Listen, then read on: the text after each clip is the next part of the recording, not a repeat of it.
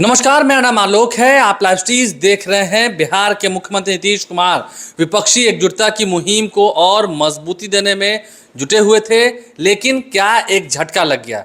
12 जून को एक बड़ी बैठक होनी थी जिसमें विपक्ष के तमाम जितने बड़े दिग्गज हैं वो जुटने वाले थे। पटना के ज्ञान भवन में तैयारियां की जा रही थी, लेकिन आज ही मुख्यमंत्री नीतीश कुमार ने भी साफ कह दिया कि 12 जून वाला जो कार्यक्रम है वो टल गया है। 12 जून को कार्यक्रम नहीं होगा क्योंकि सभी लोगों की सहमति नहीं हो रही थी। क्या विपक्षी एकजुटता महागठबंधन जो बनाने की तैयारी थी उस पर अब ब्रेक लग गया है? नीतीश कुमार को क्या झटका लगा है? ऐश्वर्य जी, जिस तरह से नीतीश कुमार ने आज कहा, आपने भी सुना है और घुमा फिरा कर बातों को रख दिया है। फिलहाल तो बैठक नहीं होगी। गाड़ी कहाँ रुक गई? देखिए आलोक, झटका नहीं लगा है, महा झटका लगा है। और देखिए, देश में एक पार्टी है कांग्रेस पार्टी, जो अपने को या यूं कहें, एक कहावत है अपने यहाँ, जमींदारी खत्म हो गई लेकिन मिजाज नहीं बदलता है। जमींदार बने रहने का शौक खत्म नहीं होता है। कांग्रेस पार्टी को पता नहीं क्यों लगता है कि वो ही है जो इस देश को चला सकती है, और कोई है ही नहीं। और हालात को कांग्रेस पार्टी नहीं समझती है। नरेंद्र मोदी से मुकाबला है, ठीक है ना। नरेंद्र मोदी भी अपने को महामानव मानते हैं, ठीक है ना। तो कांग्रेस पार्टी एक लेट लटीफ पार्टी, जहां फैसला होता ही नहीं है, सीरियसनेस है ही नहीं, हाँ, गंभीरता है ही नहीं, और लड़ने का मादा दिखता ही नहीं है। कर्नाटक जीत नहीं गए कि फिर से दिमाग खराब हो गया है। भारत जोड़ो यात्रा भी की राहुल गांधी ने। नहीं, भारत जोड़ो यात्रा का देखिए असर दिखने लगा था, लेकिन कर्नाटक की जीत के बाद से फिर यह दिमाग खराब हो गया है कि नहीं, हम ही हैं और कोई दूसरा है नहीं। इसलिए नीतीश कुमार जो कोशिश कर रहे थे एक के बदले एक, मुझे नहीं लगता कि कांग्रेस पार्टी बीजेपी को हराना भी चाहती है, ठीक है ना। और यदि यही हाल रहा, यह भी नहीं कि कांग्रेस पार्टी में अनुशासन है। कांग्रेस पार्टी का आला कमान वो आला कमान है जो इंदिरा गांधी के ज़माने में हुआ करता था, राजीव गांधी के ज़माने में हुआ करता था। वो बात नहीं रह गई है। अभी आपने देखा, कांग्रेस विधायक दल का नेता बदला जाना था। फैसला बहुत पहले हुआ था, लोग कह रहे हैं कोई 1 महीना पहले फैसला हो चुका था। और जब बैठक बुलाई गई तो 19 में से 11 विधायक नदारद थे। तो आपके घर में भी अनुशासन नहीं है। वो आपके साथ हैं कि नहीं, ये भी आपको नहीं पता। यह भी आपको पता नहीं है। और आपका अहंकार, ठीक है, हम कांग्रेस, हाँ, 12 जून की बैठक तो टल ही गई। अब कहा जा रहा है कि बैठक 23 जून को या 25 जून को, और कहाँ, हिमाचल प्रदेश के शिमला में। हिमाचल प्रदेश में कांग्रेस की सरकार है।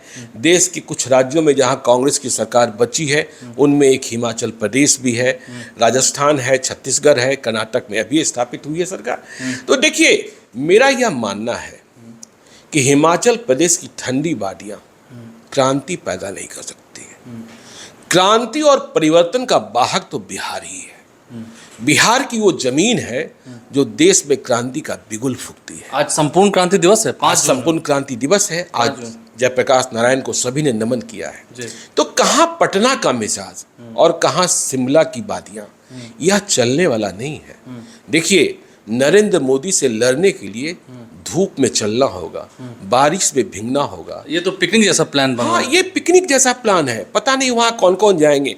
और देखिए, यह बात समझ में नहीं आ रही थी जब 2 दिनों से बात चल रही थी कि 12 जून की जो बैठक हो रही है उसमें कांग्रेस पार्टी के राहुल गांधी तो नहीं शामिल होंगे, वे विदेश में हैं। पहले खबर थी कि 10 जून को आ रहे हैं, 12 जून को शामिल होंगे, और मल्लिकार्जुन खड़गे भी नहीं शामिल होंगे जो कांग्रेस के अध्यक्ष हैं।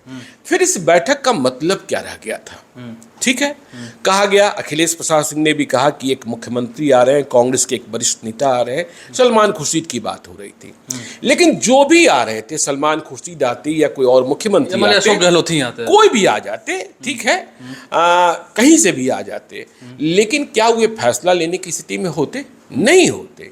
यहाँ एक रिपोर्ट तैयार होती, एक प्रस्तावना पारित होता, और फिर उस पर राहुल गांधी और सोनिया गांधी की मंजूरी चाहिए थी। उसमें भी वेटिंग लिस्ट। देखिए, मुझे रामविलास पासवान का एक किस्सा याद आता है। 2014 के चुनाव के पहले गठबंधन की बात शुरू हुई थी।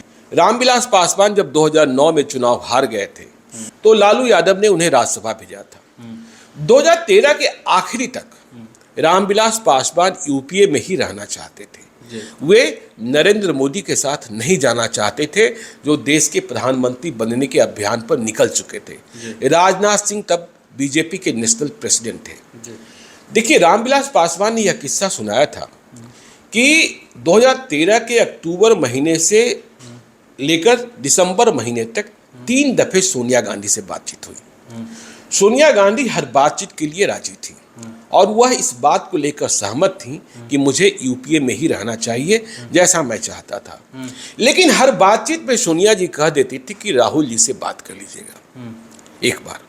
लेकिन राहुल गांधी के पास फुर्सत ही नहीं थी, रामविलास पासवान से मिलने की फुर्सत नहीं थी। और बीजेपी, जहां हम कहते हैं 24/7 केवल चुनाव पर ही काम होता है, तो क्या हुआ, कैसे, देखिए, एक दिन में 3 महीने से चल रही बातचीत में राहुल गांधी को मिलने का मौका नहीं मिला। और फिर 14 जनवरी आपको मालूम होता है कि मकर संक्रांति का दिन होता है, बिहार में दही चूड़ा भोज होता है। बिहार में दही चूड़ा, तो रामविलास पासवान ने दही चूड़ा का भोज दिया था 14 जनवरी 2014 को दिल्ली में, और उसमें राजनाथ सिंह भाजपा के राष्ट्रीय अध्यक्ष शामिल होने पहुंचे थे। तो उन्होंने बंद कमरे में बातचीत की। रामविलास पासवान ने पूरी बात बताई। राजनाथ सिंह ने कहा कि आपके लिए तो हमारा रास्ता भी खुला है, और वह रास्ता खुल गया। तो आप लोगों को बेटिंग में, और आप समझते हैं कि हम जमींदार हैं, मेरे बगैर कुछ होना ही नहीं होना है, ठीक है ना। नहीं, क्षेत्रीय पार्टी को इग्नोर करके आप देख रहे हैं ना क्या हाल हो गया। क्षेत्रीय पार्टियों को इग्नोर करके, और देखिए, जब बात ये चल रही थी, नीतीश कुमार भी राहुल गांधी से मिलने गए और मुलाकात हुई, सारी बातें हुई। उन्होंने ममता बनर्जी से मुलाकात की, हेमंत सोरेन से मुलाकात की, केसीआर से मुलाकात की, स्टालिन से मुलाकात की, अखिलेश यादव से मिले, अखिलेश यादव अरविंद से केजरीवाल से मिले, जो धुर विरोधी है। हाँ, सभी से मिले। तो बातचीत ये चल रही थी कि एक के बदला एक हम उम्मीदवार देते हैं, और जहां जो पार्टी मजबूत है वहां उन्हें प्राथमिकता दी जाए। लेकिन कांग्रेस को लगा, आज ही मैं किसी अखबार में पढ़ रहा था कि ठीक है, विपक्षी ये का हो, लेकिन 350 सीटों पर हम अकेले लड़ेंगे, 350 सीटों पर, 350 पर। तो आपने तो पहले ही शर्त रख दी। अब आप कहेंगे कि बिहार में 10 सीटों पर हम चुनाव लड़ेंगे। आपने 8 पर चुनाव लड़ा था। मैं इस बात से सहमत हूं कि 2019 के चुनाव में जब नीतीश कुमार और बीजेपी एक साथ हो गई थी, तो आरजेडी का खाता नहीं खुला था, कांग्रेस ही एकमात्र सीट जीती थी। लेकिन इसका मतलब यह नहीं कि कांग्रेस के पास आधार था, ठीक है, और आरजेडी के पास आधार नहीं था। बिना आरजेडी के वोटों के आप किशनगंज जीत गए, ये सोचने वाली बात है। नहीं, वो बात ठीक है, लेकिन आप इस बात को समझिए ना, और आपके यहाँ फैसला, तो मुझे तो लगता है कि ये बीजेपी से लड़ना ही नहीं चाहते हैं। जब देश को जरूरत है तो राहुल गांधी विदेश चले जाते हैं, फैसला। और शिमला की वादियों में क्या फैसला होगा? हाँ, अब वहां जो फैसले होंगे भी, जब उनसे दोबारा पूछा गया, आपने सुना होगा कि इसी महीने में होगा या नहीं होना है, तो हम तो चाहते ही हैं कि इस महीने में हो, मतलब वो भी कंफर्म नहीं है। नहीं, अब देखिए ना, जो बातचीत कर रहे थे, और सबसे अधिक प्रयास किसको खतरा नहीं है आज विपक्ष में, किसको खतरा नहीं है? ईडी सीबीआई का। सभी लोग परेशान हैं, चाहे वो ममता बनर्जी का परिवार हो, चाहे उधर केसीआर का परिवार हो। यहाँ तो आप देख ही रहे हैं लालू यादव और तेजस्वी यादव की क्या नियति बनी हुई है। एमएलसी की ईडी की छापेमारी चल रही है। नहीं, आज वाले छापेमारी में तो बीजेपी वाले भी शामिल हैं, ठीक है ना। तो आप देख रहे हैं कि क्या नियति बनी हुई है। लेकिन ऐसे में मैं नहीं जाऊंगा, मैं किसी को भेज देता हूं। अरे भाई, आप जिसको भेज रहे हैं वो फैसला लेने की स्थिति में है ही नहीं। क्या आप सही में चाहते हैं कि सभी विपक्षी पार्टियां एक हो? इसमें आप तो यही सोचिए ना। नहीं, अब देखिए, ऐसा लग रहा था कि अरविंद केजरीवाल और कांग्रेस में बात बन रही है, लेकिन फिर रार छिड़ गया, फिर दुश्मनी की बात हो गई। कहां से विपक्षी एका होगा? आपने देखा ही, नवीन पटनायक नीतीश कुमार से सहमत नहीं हुए, नीतीश कुमार होकर नरेंद्र मोदी से मिलने को पहुंच गए। आप देख ही रहे आंध्र प्रदेश का क्या हाल है। केसीआर के मन में भी अभी अभी आपने देखा होगा कि अखबारों में 6 पेज के विज्ञापन छपे। काफी महंगा होता है ना? काफी महंगा होता है। जैकेट विज्ञापन छपा, 6 पेज लगातार दैनिक भास्कर में। तो केसीआर की महत्वाकांक्षा भी है और समृद्धि भी है, उनके पास लड़ने की ताकत भी है। लेकिन एक बात कही जाती है कि जब तक आप हिंदी पट्टी को नहीं जीतेंगे, आप देश का प्रधानमंत्री नहीं हो सकते हैं। और देखिए, नीतीश कुमार और ललन सिंह, जेडीयू के नेशनल प्रेसिडेंट, जो फार्मूला दे रहे थे कि हम यदि बिहार में झारखंड में, बंगाल बंगाल में, उत्तर प्रदेश में उन्हें रोक देते हैं तो बीजेपी बहुमत से नीचे आ जाएगी और फिर परेशानी होगी। क्योंकि महाराष्ट्र में भी आप देख रहे हैं इन दिनों बीजेपी के खिलाफ ही हैं, उद्धव ठाकरे हो या फिर शरद पवार हो। शरद पवार हो, ठीक है, शरद पवार को भी ठीक से रखना होगा। तो ये सारी परिस्थितियां हैं जो यह दिखा रही है कि विपक्ष का मन अभी एक नहीं हुआ है। नीतीश कुमार प्रयास कर रहे हैं और नीतीश कुमार को भी आज लगा होगा कि जब उन्होंने कहा, भारी मन से कहा कि बैठक तो 12 जून को नहीं होने जा रही है। देखिए 12 जून की बैठक को लेकर कितनी तैयारी, नेशनल मीडिया के लोग आना शुरू हो गए थे। मुझे ही बाहर जाना था, मैंने अपना कार्यक्रम स्थगित किया, उसे आगे बढ़ाया। लेकिन अब शिमला की वादियों से आप देश में क्रांति लाएंगे क्या? हिमाचल प्रदेश की आबादी क्या है? अभी तारीख भी ढंग से तय नहीं है, सिर्फ चर्चा है। हाँ, चर्चा है, सिर्फ चर्चा है। 23 या 25, और उसमें भी मल्लिकार्जुन खड़गे और राहुल गांधी जाएंगे ही जाएंगे। देखिए कांग्रेस वाले सीधे तौर पर कह देते हैं कि राहुल गांधी तो अभी विदेश में है। देखिए यदि आपको कमान संभालनी है तो समर्पण भी दिखाना पड़ेगा, त्याग भी दिखाना पड़ेगा। और जो परिस्थितियां हैं आपको क्षेत्रीय, देखिए बीजेपी कहती है हम क्षेत्रीय पार्टियों को खत्म करना चाहते हैं। इस बयान को लेकर विवाद भी हुआ था। बिहार में महागठबंधन बन गया। तो आपको क्षेत्रीय पार्टियों के साथ कैसे दोस्ती बढ़ानी है, कैसे, देखिए जब हम लोकसभा चुनाव 2024 की लगातार चर्चा कर रहे हैं तो पिछले दिनों हमने उस वीडियो पर भी चर्चा की थी कि बिहार में आरजेडी सबसे बड़ी पार्टी, लेकिन क्या जब टिकट की बात होगी और जो टिकट से वंचित हो जाएंगे लोग, उन्हें रोक पाना आसान होगा। कई दुकान खुल जाएंगे टिकट देने की और कई पार्टियां तो वोट कटवा भी होंगे। तो आप तो पहले ही धक्का मार दे रहे हैं। नहीं, जो मैसेज जा रहा था, जो माहौल बना था, आपने उस पर ब्रेक लगा दिया। हाँ, ब्रेक लगा दिया। और देखिए ना, विपक्षी पार्टियों में आप देखते, बिहार में ही देखिए, बिहार कैबिनेट में आरजेडी की ओर से 2 वैकेंसी है, कार्तिक सिंह और सुधाकर सिंह। आज तक वो वैकेंसी भर पाई क्या? हिम्मत नहीं होती है भरने की, किसे बनाए किसे नहीं बनाए।